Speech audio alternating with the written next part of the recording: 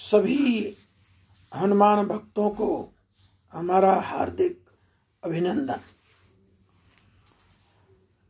आज से हम रामचरितमानस का जो पंचम सोपान है, जिसे सब लोग जानते हैं, सुंदर कांड रामायण, जो सुंदर कांड है रामायण का, वह भाग पंचम सोपान है जो सुंदर कांड है। तो आज से हम सुंदर कांड रामायण का आपको एक दोहा, माने एक दोहा से दूसरे दोहे के बीच जो है उसका अर्थ सहित उसका अनुवाद करेंगे और आपको भी सुनाएंगे, खुद भी उसका अनवरत अध्ययन भी हमें होगा। तो हम आप लोगों से ये चाहते हैं कि आज इसको हम शुरू कर दें। तो आज सुंदरकांड शुरू कर रहे हैं, एक दोहा से शुरू कर रहे हैं कि जब हनुमान जी जाने लगे और अंगद रह गए क्योंकि उनको राजपाट मिला था, तो उन्होंने कहा कि हे हनुमान जी, हमको जो है, हम तो यहीं रह जा रहे हैं, लेकिन भगवान को हमारी सूरत के बारे में, हमारी चाहना के बारे में बताते रहिएगा। यह शुरू करने के पहले हम रामायण को प्रणाम करके और माता सरस्वती की एक वंदना करते हैं। शुक्लाम ब्रह्म विचार सार परमाम आद्याम जगत व्यापिनीम वीणा पुस्तक हारिणीम अभयदाम जाड्यान्धकारापहाम हस्ते स्फटिक मालिकां विदधतीं पद्मासने संस्थितां वन्दे तां परमेश्वरी भगवतीं बुद्धिप्रदां शारदां। ये सरस्वती माता, हमारी आप मदद करें और इस सुंदर कांड के छोटे छोटे भागों में हम भक्तों की सेवा में अपना ये समर्पित सुंदरकांड रखा। तो उन्होंने कहा कि कहौ दंडवत प्रभु से, तुम्हें कहूं कर जोर, बार बार रघुनाथ ही सुरत कारायऊ मोर। ऐसा उन्होंने कहा कि आप रामदूत हनुमान हैं, आप हमारी इस बात को उनको दर्शाइएगा, उनसे कहिएगा। तो ऐसे हनुमान जी का हम उनको प्रणाम करते हैं और प्रणाम करने के बाद हम सुंदरकांड शुरू करते हैं। तो आज प्रथम इसको श्लोक है,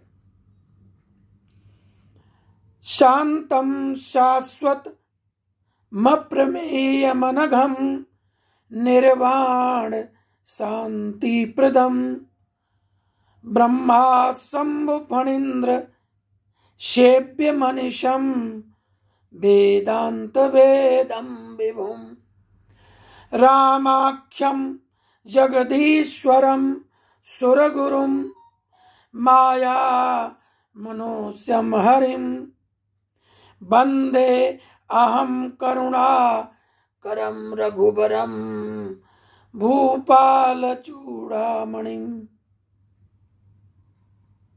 नान्या अस्पृहा रघुपते हृदये अस्मदीये सत्यम वदामि च भवना भवान खिलांत रात्मा भक्तिम प्रयच्छ रघुपुंगव निर्भराम में कामादि दोष रहितम कुरु मान सम च।